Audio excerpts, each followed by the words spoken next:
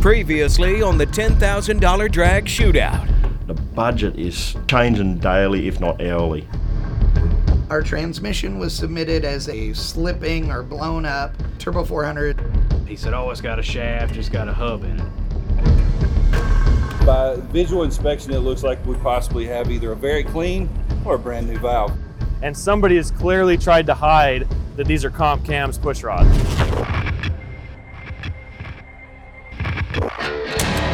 What would you do if I gave you $10,000 to build the quickest drag car possible in only 10 days? 4 teams, 1 race, 1 winner. We don't do anything good, we just tend to do everything half-assed. This is the first thing he's done all week.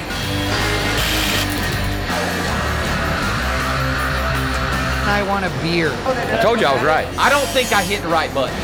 The experience of last year has helped me look at things from a little bit different perspective.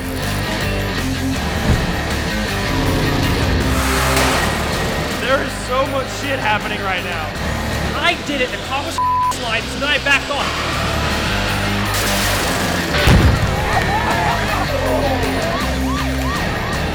That's pretty stout. It made 11 horsepower. We're not here for a long time. We're only here for a good time.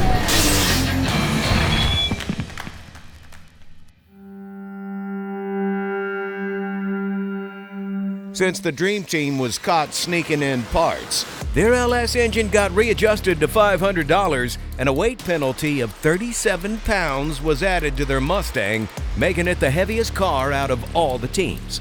The stress of the build is starting to split the Dream Team at the seam, exposing every weakness. That team is the most dysfunctional group I think I've ever seen. From day one, we knew the Dream Team was going to struggle because they're not a group of buddies. You know, they're pick and choose, and sometimes it's hard for personalities to work together. Jesse, who's a veteran at this, in my opinion, should have been the team leader. I'm not taking anything from Dave. You know, Keith kind of came in guns blazing, and he's kind of piped it down a little bit. He's more focused on getting the car done. And then you've got this, what do you call him? When we came in, we named him Dipshit Don, and I think it fit him pretty well. And, oh man, up again. I'm not a psychologist, but he's got a little bit of personality going on there. In the city of Compton. I think Don overdoes it, I think he's a fucking bit of a nookie licker. The Dream Team needs to learn how to work together if they're going to make it through this build. All 4 teams are finishing up their competition engineering roll cages and are starting their rear chassis setup, and there's a common theme. Everyone's going with a Ford 8.8 housing with internals provided by Mosier and US Gear. We're evaluating rear suspension, getting this Mustang 8.8 rear end into the G-body, and it's roughly the same style suspension, so we got to modify a few things. We have very limited room in the wheel tubs on this car, and we know we got to get the Cutlass low. We added some brackets on to change our bar angles, pinion angles. It's got a lot of adjustability. It works well. It's proven. We are going to leave the G-body with a stock style rear suspension. We don't want to experiment with something new and custom and then go to the racetrack and find out that it doesn't work. And we put spherical bushings in the uppers, 35 spline axles, 373 gears. We're just choosing this gear ratio because we're kind of giving up some cubes versus the other people, so we're using gear ratio to cover that up and get that whole shot. Midwest Mayhem is utilizing BMR spherical upper control arm bushings, used upper and lower control arms, strange double adjustable coilover, and an anti-roll bar.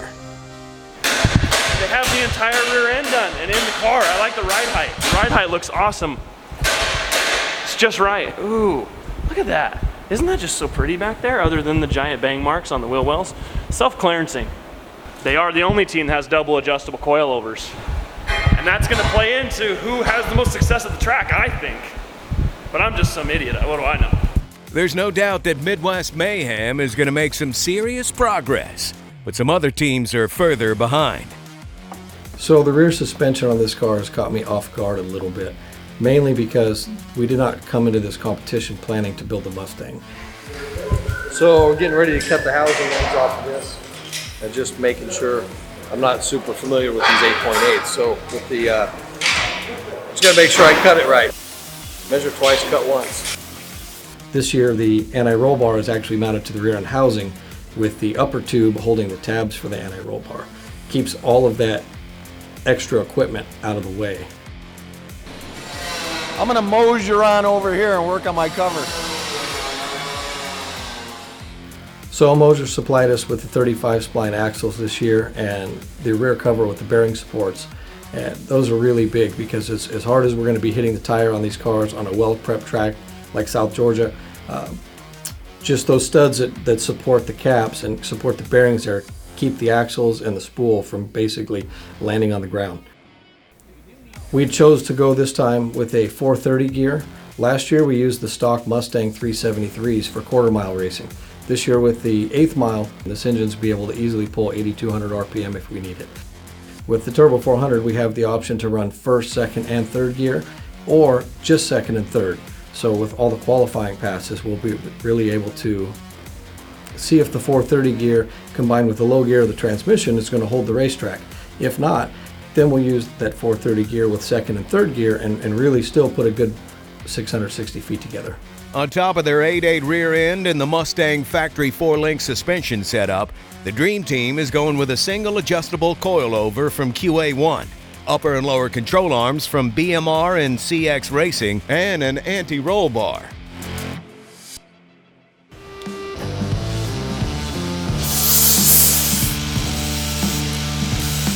The guys at Enemies Everywhere are working on multiple areas on their Camaro and shaping up to be a pretty trick setup. Enemies Everywhere have the 4th gen Camaro, and they are doing ladder bars, which I think is super cool. Very simple, very effective, and it makes me a little excited. And then the rear end's right here. Check it out. So they're getting the new ends welded on, all the brackets, reinforcements down on the bottom. It's coming together pretty nicely. We've gone to the Explorer diff, which has got the 3.5-inch tubes, 4-1 gears. So our start line ratio is pretty aggressive in first gear with 400 with a 248 first gear, but our second gear leave on a 148 with the 4-1 gears is something very similar we run in Australia. If we go 140 in the 8th, we'll be doing all right.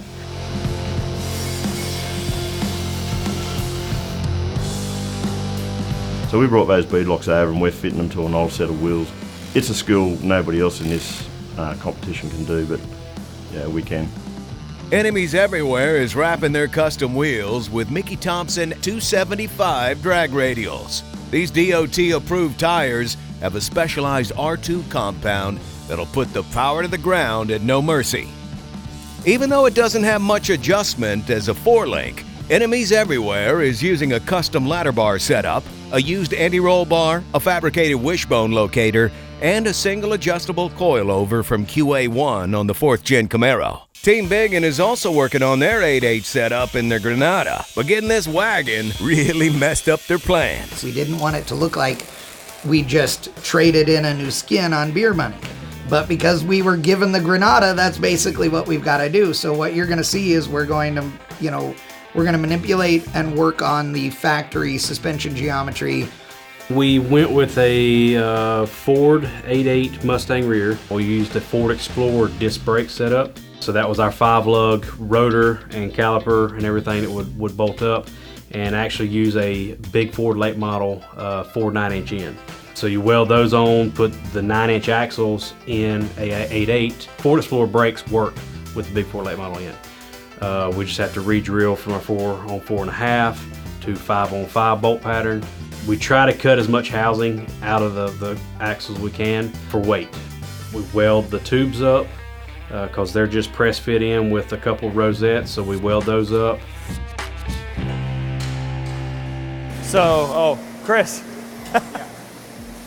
how you liking that welder? So, you have welded a ton of different things in this, and you work with Miller welders a lot. Right. So, talk to me about some of the welding you've done and what you like about this welder specifically, because I know that it's got some pretty cool stuff. Yeah, what's pretty cool about this welder, so it has the auto set feature, which, you pick the thickness of your material, like 14 gauge, 1/8, whatever.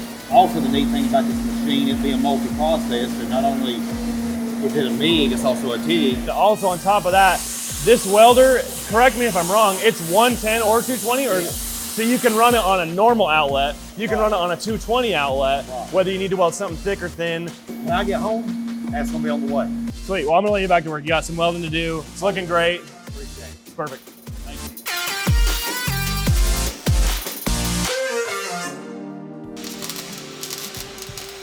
you. We went with a 390 rear gear.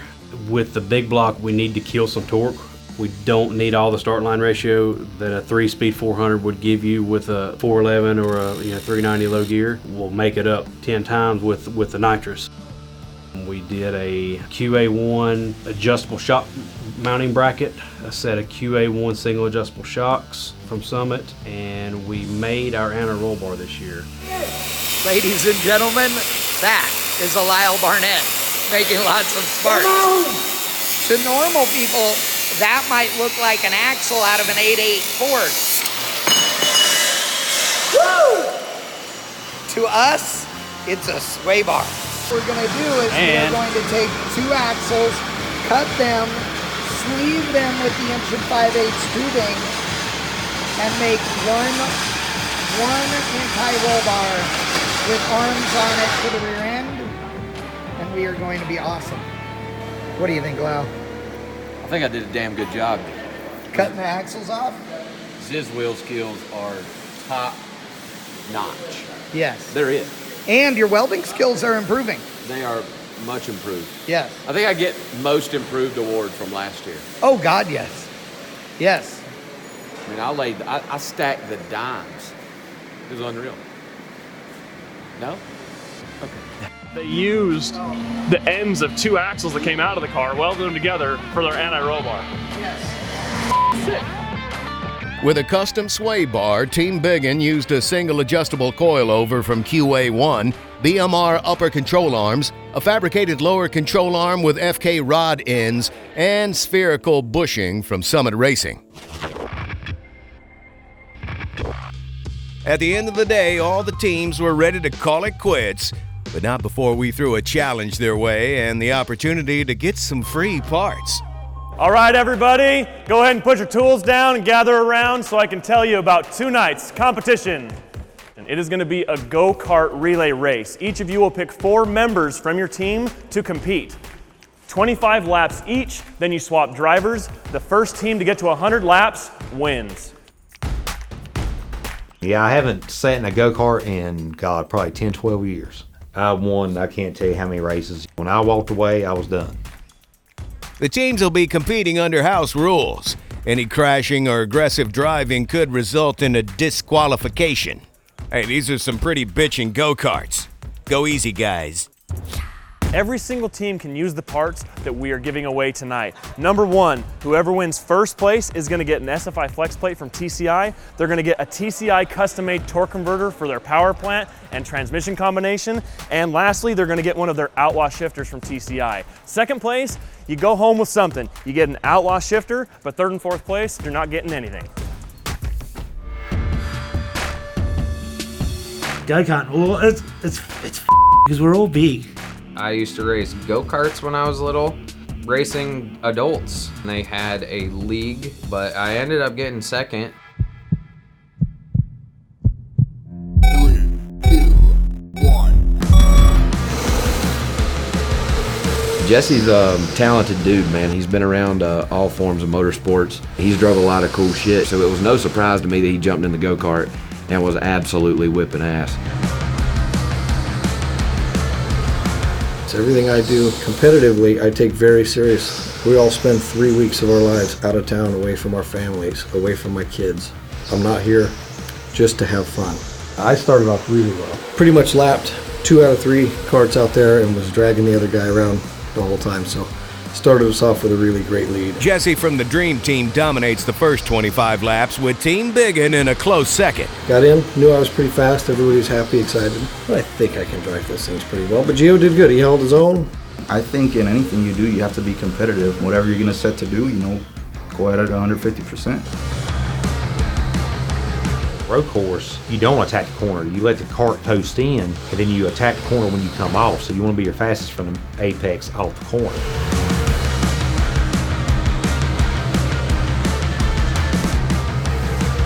Not gonna say I thought we were down and out. It looked like we were gonna have a lot of ground to catch up. Dream Team and Midwest Mayhem battled for first, with Team Biggin close behind. Enemies Everywhere is in a distant fourth. I'm normally not too bad on a go-kart, but the electric go-kart is weird to ride. A lot of torque, man. It just had understeer like no tomorrow. Even had beat me, you know, like me dead.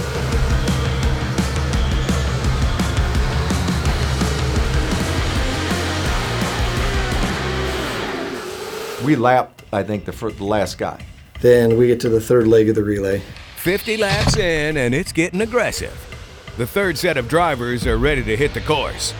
When I was strapped in the go-kart, I look over, and dipshit Don was like doing this rapid clap, and then he was punching the air, and he was beating his helmet, and he was doing all this crazy shit, and I'm like, I pray to God that I get out in front of him and that he is somewhat fast so that I stay in front of him, but I would never catch him again and he would stay behind me, because that dude was out of control.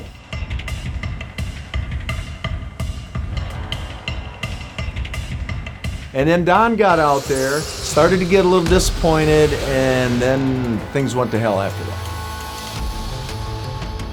He started getting aggressive and slamming into all the walls.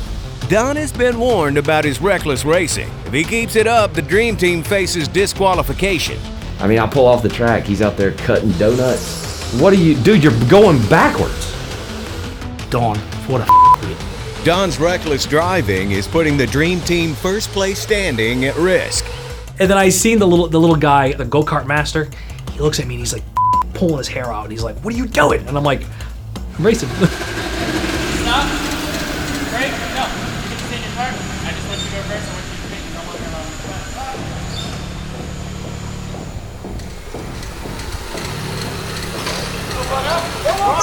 No matter what I tried to do, it was just so slow. I kept on sliding out, so I was trying to stop to spin somebody out, but then they would pass me, so I just kind of gave up. And I come walking up, and then there's Jesse just like staring at me, and he's pissed. Put a bunch of those. Gino tried. Like I have dedicated 2 weeks of my life to come here. You're screaming and laughing and fist pumping. How was it going? You physically saw them come at me like this. This is bullshit. Every challenge I've been with you, I've been given a heart. Don't bust my balls about go-karts. That's the stupidest thing I've heard in my life. I was really pissed. I basically told him if he wants to act like a jackass and be inconsiderate to the rest of us who are out there, he's free to leave. I did it. The car was sliding, so then I backed off. No matter what, the car wasn't going fast. So don't come in like a professional go-kart driver. That's what it is. That's what it is. I just. All right. Who does that shit? Like, what? He his whole team up. Once I had no plan to get you guys DQ'd. That wasn't the point. Don got the Dream Team disqualified.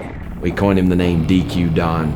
They are officially out of the race. This one. Honestly, we had it. I'm sorry, I didn't mean to get us DQ'd. We had it, man. We had it.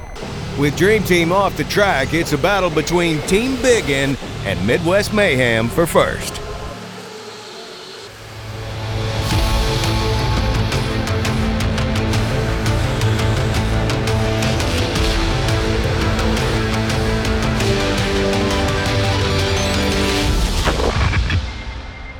All right, gentlemen, the go-kart challenge is over. I have the times right here to see who wins, who gets second, who gets third. Fourth place is pretty simple. They got disqualified. The Dream Team. I didn't react well. I had too much fun with the go-karts, but I'm sorry. And I take responsibility. I'll make it up to you guys somehow. I don't ever want them to think that I'm not in it to win it with the team, you know? He let his emotions get away from him out there and thought maybe he had a good idea. It wasn't a good idea. Coming in at third place, there's enemies everywhere. I'm pretty sure we're double the weight of some of the boys we're competing against, so the power to weight ratio was not in our favour. Number 1 and number 2. Second place with a time of 33.46. It's Team Biggin. Midwest Mayhem with a total time of 33.40. We won the go-karting challenge, so we got the shifter and the flex plate.